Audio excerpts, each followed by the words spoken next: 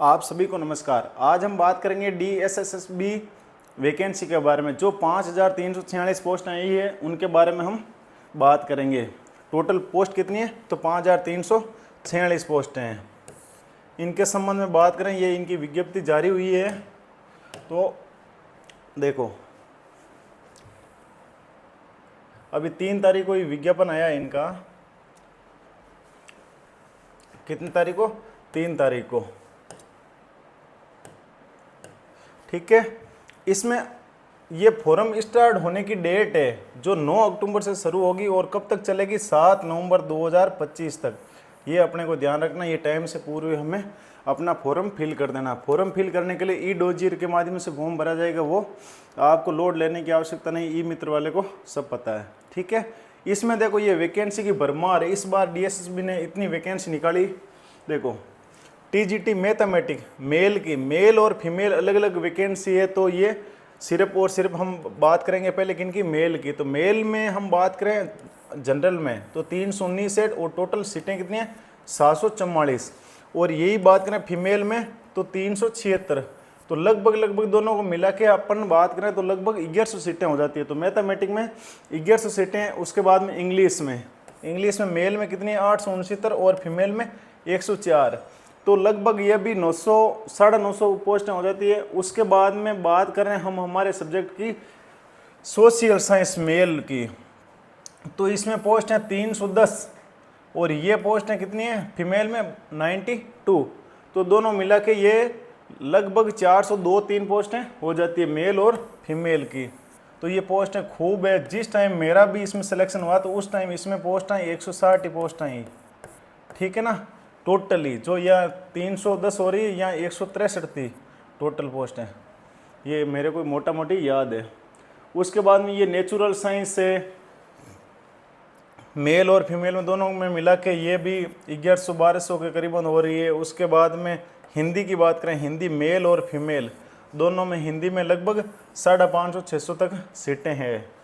इसी प्रकार से संस्कृत में लड़कियों की ज़्यादा है, सबसे वैकेंसी ज़्यादा संस्कृत में फीमेल की 416 और लड़कों की 342। ये फिर उर्दू हो गया, पंजाबी हो गया, ड्राइंग टीचर हो गए और स्पेशल एजुकेशन टीचर हो गए। स्पेशल की वैकेंसी कम है, टोटल 2 ही है। टोटल पोस्ट है 5346 पोस्ट हैं। बहुत बड़ी वैकेंसी है ये और इसमें सिलेक्शन के चांस आपके बहुत अधिक है। क्यों है? इनमें इस टाइप का कंपटीशन नहीं है जितना हम पोस्ट के अनुरूप सोचते हैं। ठीक है ना, तो ये DSSB की साइट है, इस पर आप फॉर्म फिल कर सकते हो। ठीक है ना, DSSB ऑनलाइन वैकेंसी, इस पर आपको पता चल जाएगा। ये मोटा मोटी इनका कंक्लूजन है। उसके बाद में अलग अलग पोस्ट भाई इनका DSSB का क्या सिस्टम रहता है? कोड होता है पोस्ट का। जैसे मान लो इस पोस्ट का ये कोड है तो अब इस पोस्ट के बारे में पूरी जानकारी है। ये कितनी पोस्ट हैं, कितनी नहीं, एजुकेशन क्वालिफिकेशन क्या चाहिए, SSNL क्या चाहिए, ये सारी डिटेल होती है। उसके बाद में अनुभव चाहिए नहीं। ये पे स्केल 44,900 से 1,42,400। इसमें ये वेतन बहुत अधिक वेतन है। और ग्रुप कौन से? B की जनरल सेंट्रल सर्विस में है ना, नॉन गजेटेड है। इसमें ये थोड़ी दिक्कत हुई इस बार। इसमें क्या कर दिया? ये एज लिमिट कर दिया। एज कितनी कर दी है? 30 साल ही कर दी है। पहले कितनी थी? 32 साल थी। तो ये एज का थोड़ा इश्यू हुआ है। उसके साथ में अलग अलग कैटेगरी वाइज भी आपको अलग अलग छूट मिलेगी। जैसे मान लो OBC हो गए तो 3 साल, अदर कास्ट को 5 साल, इस प्रकार से ये छूट भी है। एक्स सर्विसमैन को भी फुल छूट है। उनके अधिकतम एज है, इनसे अधिक नहीं होनी चाहिए 55 ईयर। तो ये भी ज़्यादा इश्यू नहीं लग रहा है मुझे। तो उसके बाद में ये देखो अलग कोड की है। ये कौन सा? 56/25 ट्रेंड ग्रेजुएशन टीचर मैथमेटिक्स की। ये मैथमेटिक्स में होना चाहिए। अपन बात करें अपने सामाजिक की, उसमें ये किन की है? ये भी इंग्लिश की। ये अलग अलग आप अपनी पोस्ट के अनुरूप इसमें देख सकते हो। ठीक है ना, तो ये पोस्ट हो गई किनकी? Social science. ये आ गई अपने सब्जेक्ट की। ठीक है, तो इसमें देखो अनरिजर्व्ड 178 पोस्ट हैं, OBC की 60 है, SC की 31 है, ST की 0.5 है और EWS की 36 है। कुल मिला के टोटल कितनी है? 310 वैकेंसी है। ठीक है। और ये PWD की भी अलग अलग कैटेगरी वाइज दी हुई है। इसमें अपने क्या क्या योग्यता है, तो योग्यता एक तो ये चीज़ है आपके बीए में 50% होना ज़रूरी है।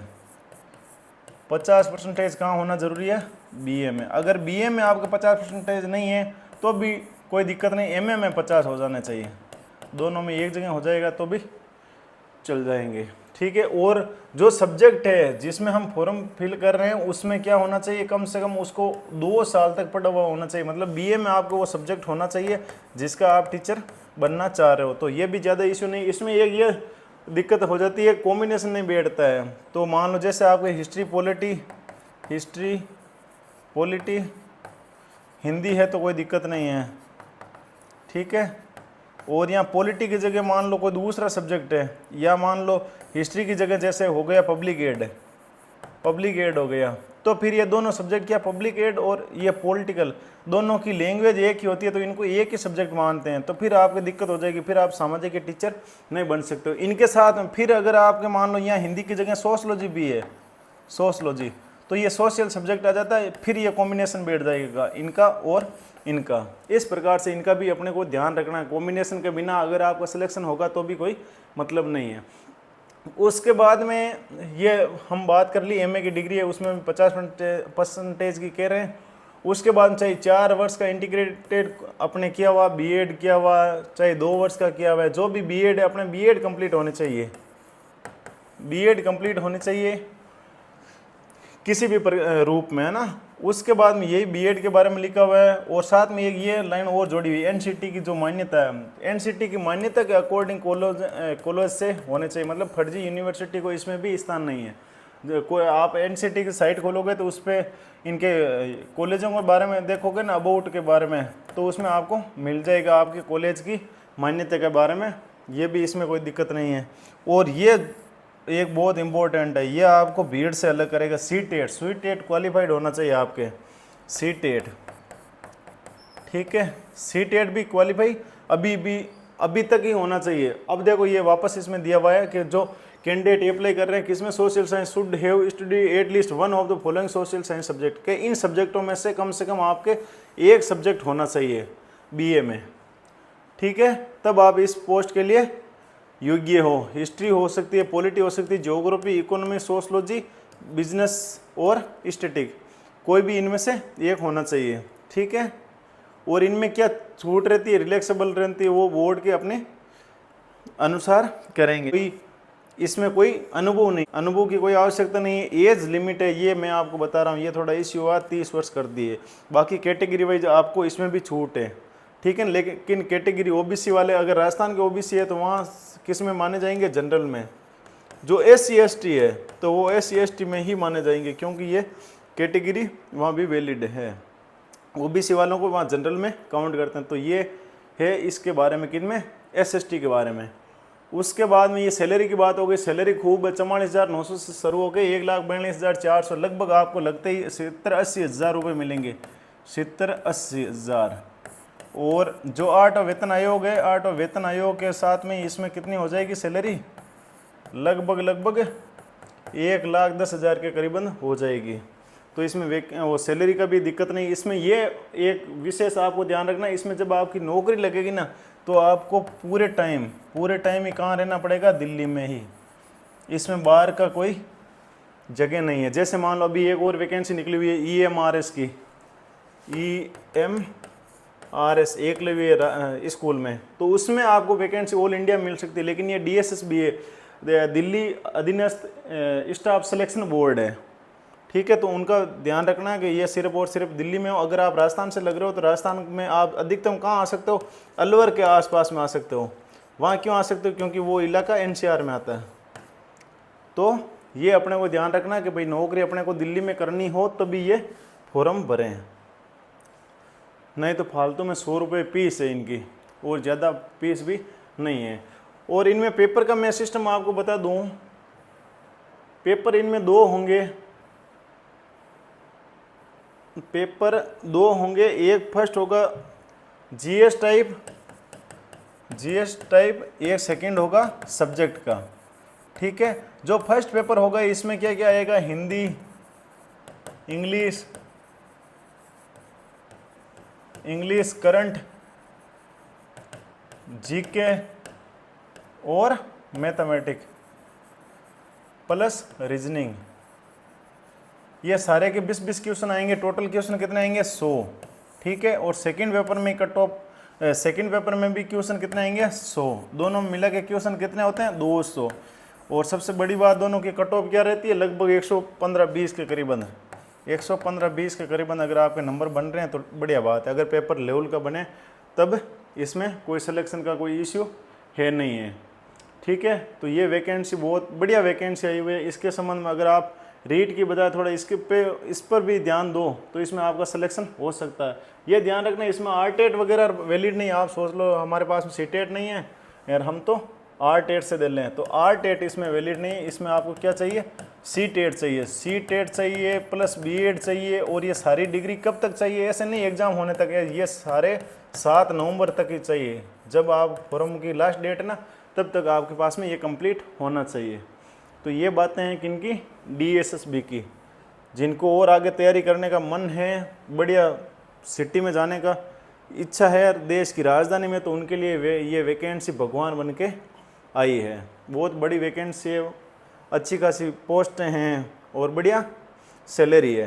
तो ये वैकेंसी की हमने बात की है जो सीटेट के माध्यम से। सीटेट जिनके क्वालिफाइड है वो इनके विशेष तैयारी करें, जिनके नहीं है तो वो सीटेट की साल में 2 बार ये सीटेट के फॉर्म भरे जाते हैं और 2 बार एग्ज़ाम होता है, तो वो भी पात्रता का पेपर है। तो उसको आप अलग से तैयारी नहीं भी करो, रीट की तैयारी ढंग की है तो भी आपका सीटेट में हो जाएगा।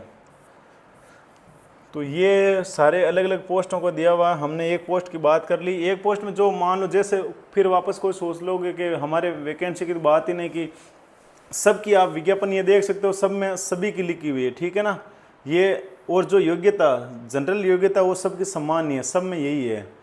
और यहाँ वापस ये बात कर लेते हैं आगे हम। यहाँ हो गए ये लास्ट सब्जेक्ट, और ये कैटेगरियों के संबंध में दिया हुआ, कौन सी कैटेगरी में क्या है, किसमें क्या है। एलिजिबल कौन है इसमें? तो इसमें जो ऑल इंडिया का कहीं का भी हो कैंडिडेट वो फॉर्म भर सकता है। ठीक है, जो योग्यता ऊपर दी हुई है वो योग्यता आपके पास में होनी चाहिए। एज वगैरह में छूट चाहते हो उसके संबंध आपके पास में डॉक्यूमेंट होने चाहिए। और ये सारे जो एजुकेशन क्वालिफिकेशन है ये कब तक होना चाहिए? 7 नवंबर 2025 तक आपके पास में पूरे डॉक्यूमेंट होने चाहिए। और ये फॉर्म भरने की साइट है जो ई-डोजियर के माध्यम से भरा जाएगा। उसके बाद में ये कब? 7 नवंबर का रात को 11:59 तक आप इनको फॉर्म भर सकते हो। फॉर्म की फीस क्या रहेगी? 100 रुपये रहेगी। और ये भी वापस किनके लिए छूट है? वुमेन कैंडिडेट के लिए, एससी के लिए, एसटी, पीडब्ल्यूडी, बेंचमार्क और एक्स सर्विसमैन, इन सभी के लिए छूट है। ठीक है, तो ये भी अपने को ध्यान रखना। उसके बाद एग्ज़ाम का शेड्यूल क्या होगा? एग्ज़ाम का शेड्यूल ये होगा, ये देखो, ये हमने हालांकि चर्चा कर ली है। 1 टियर टेक्निकल टीचिंग पोस्ट, तो ये ओब्लिक करके लिखा हुआ है क्योंकि जैसे मानो अलग अलग पोस्ट हैं तो सबको साथ में लिख दिया। पोस्ट कोड 55-25 से लेकर 72-25 तक ये सारे हैं। 1 टियर या टेक्निकल ओब्लिक टीचिंग एग्ज़ाम का 2 घंटे का होगा। टोटल 200 पर्सन आएंगे और 200 नंबर के हैं। और उसके बाद में इनका टोटल कुल कितना होगा? ये 200 हो गया। और सेक्शन ए में क्या? एमसीक्यू टाइप क्वेश्चन होंगे जिसमें जीके हो गया, ये जीएस, रीजनिंग एबिलिटी हो गया, गणित हो गया, हिंदी इंग्लिश लैंग्वेज हो गया, ये लैंग्वेजों की बात होगी। उसके बाद में सेकंड पेपर है वो किनका होगा? वो आपके सब्जेक्ट का होगा, जो आपने पढ़ाई की है, जिस सब्जेक्ट की, जिस पोस्ट के लिए आप टीचर बनने जा रहे हो उसका पेपर होगा। उसमें साथ ही मेथडोलॉजी भी उसी में शामिल है। तो ये है इनके एग्ज़ाम के बारे में। ठीक है, 1 टियर ये इनकी सूचना ये दे देंगे, टाइम टू टाइम आपको बता दिया जाएगा। और इसमें नेगेटिव मार्किंग भी है, 0.25 मार्क नेगेटिव आंसर आपको देंगे तो उनका वापस काट लेंगे। ये मोड ऑफ सिलेक्शन है, किस प्रकार से होगा, ये कैटेगरी वाइज है, इतने आपको परसेंटेज लाने ज़रूरी है। जनरल ओबीसी, जनरल ईडब्ल्यूएस है तो उनको 40%, ओबीसी दिल्ली के लिए 35% और एससी एसटी के लिए 30%। ये इस प्रकार से आपको लाने हैं। ठीक है, उसके बाद में ये रिजर्वेशन के बेनिफिट दिए हुए, कौन कौन के लिए किनको कैटेगरी में क्या आरक्षण फ़ायदा है, उनको किस प्रकार से चाहिए, ये देखो क्लियरली लिखा हुआ है। OBC outside candidate will be treated as unreserved candidate and they must apply unreserved category. ये मतलब कहने का मतलब ये है कि जो दिल्ली के आउटसाइड है, जो ओबीसी है, उनको जनरल में हम काउंट करेंगे। तो ये बातें हो गई क्लियर। ये छूट का हो गया, एज का, किसको किस किस कैटेगरी में, जैसे हमने बात की SC/ST में 5 वर्ष, ओबीसी में 3 वर्ष, PWD 10 वर्ष, और ये SC/ST PWD 15 वर्ष, और वापस इसमें PW कैटेगरी में 13 वर्ष, इस प्रकार से। और एक्स सर्विसमैन को क्या है, period of military service plus 3 year, और मैक्सिमम कितनी है, 55 साल। तो ये है इनके बारे में, ये इंपॉर्टेंट नोट्स है, इनका क्या क्या ध्यान रखना, कट ऑफ का क्या होगा, कैसे किस प्रकार से आपको परीक्षा की तैयारी करने में, एग्ज़ाम देने के लिए जाना है, और वो निर्देश आप पढ़ पढ़ के इसमें माहिर हो गए हो, तो ये इनके ऊपर ध्यान देने की आवश्यकता नहीं है। तो ये सारी की सारी वैकेंसी की बातें हैं जो हमने की थी। ये पीछे का ऑफिशियल मेमोरेंडम में है, जो कोई किसी प्रकार की शंका ना रहे। इसके साथ में अगर आप सोच लो कि सर आप भी इसमें ये ज्ञान बांट रहे हो, तीर चला रहे हो, तो आपने इसमें इसके अंदर तीर मारा क्या, तो हमने भी इसके अंदर तीर मारा। ये देखो, ये हमने ये तीर मारा था। 27/9/2019 का लेटर है। ये कहाँ से आया था, ये DSSB से आया था, जो हम बात कर रहे हैं अभी DSSB की। ये मेरी पोस्ट के संबंधित है। क्या आया था, ये सब्जेक्ट क्या लिखा हुआ है, offer of appointment to the post of TGT social science male under post of code 137/17। ये कह रहा है कि जो आपने पोस्ट 137/17 के लिए सेलेक्ट हुए थे, उसमें आपको हम क्या कर रहे हैं, ऑफर कर रहे हैं अपॉइंटमेंट के लिए। उनसे पूर्व आपको क्या करवाना, ये डॉक्यूमेंट चेक करवाना। ये जैसे मान लो ये रूल इसमें लिखा हो, इसके अकॉर्डिंग ये जो सब्जेक्ट मैटर है उसमें श्री हरिराम, ये मेरा नाम हो गया, ये रोल नंबर हो गए, दिल्ली के संबंधित ये वेतन की बात हो गई 4600 पर रिजर्व अलाउंस एंड वगैरह ये लिखे हुए हैं। उसके बाद में ये क्या क्या, जैसे डेट ऑफ बर्थ का सर्टिफिकेट, एजुकेशन क्वालिफिकेशन, और जैसे मान लो अपॉइंटमेंट प्योरली ये जो लेटर है वो, उसके बाद में डिक्लेयर मेडिकली, ये मेडिकल वगैरह सारा का सारा क्या, ये डॉक्यूमेंट तो आपके पास में हो जाएंगे अवेलेबल, इसका कोई लोड नहीं लेना। ये तो ये ध्यान रखना कि इसमें मतलब मैं ज्ञान बांट रहा हूँ तो इसमें कुछ मैंने किया है, मैं उसी की बात करता हूँ लगभग जिसमें मेरे को कुछ पता है, फालतू की बातें का कोई सेंस नहीं है। तो इसमें वापस देखो ये क्या लिखा, ये आप सारे डॉक्यूमेंट लेकर आपको कहाँ आना है, ये त्यागराज स्पोर्ट्स कॉम्प्लेक्स लक्ष्मी बाल नगर न्यू दिल्ली। यहाँ पर आपको पता रहना कब, 4 अक्टूबर 2019 को 4 बजे। यहाँ आपके क्या होंगे, डॉक्यूमेंट चेक होंगे, जैसे passport size photo, self declaration, ये इस प्रकार का ये पूरा का पूरा जो लेटर है वो मैंने बता दिया। ये मेरा नाम पता हो गया, नाम एड्रेस होगा, ये गांव का एड्रेस है, ये लगा दिया। ये इस प्रकार से जो ये हमारे TGT में सिलेक्शन की बातें बता रहा कि आपने इसमें कुछ कमाल किया। ठीक है, तो इस प्रकार से आप भी ये इस प्रकार का लेटर प्राप्त कर सकते हो। ये ज्वाइनिंग लेटर आपको भी मिल जाएगा अगर आप इसके संबंध में थोड़ी बहुत भी मेहनत करो तो। ठीक है, इसके संबंध में और भी अगर आपको कुछ जानना चाहिए, जैसे मान लो मेरे सब्जेक्ट के बारे में, तो आप मेरे व्हाट्सएप नंबर पे भी मैसेज कर सकते हो। ये मेरे व्हाट्सएप नंबर है, इस पे अगर आपको कोई दिक्कत हो सब्जेक्ट से संबंधित तो व्हाट्सएप मैसेज छोड़ सकते हो। जैसे भी मेरे को टाइम होगा मैं आपको वापस रिप्लाई कर दूंगा।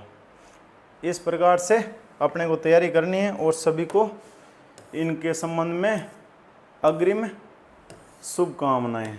आप इतनी बड़ी वैकेंसी है, इस वैकेंसी का फ़ायदा उठाते हैं। अगले और किसी वीडियो के साथ में, तब तक नमस्कार।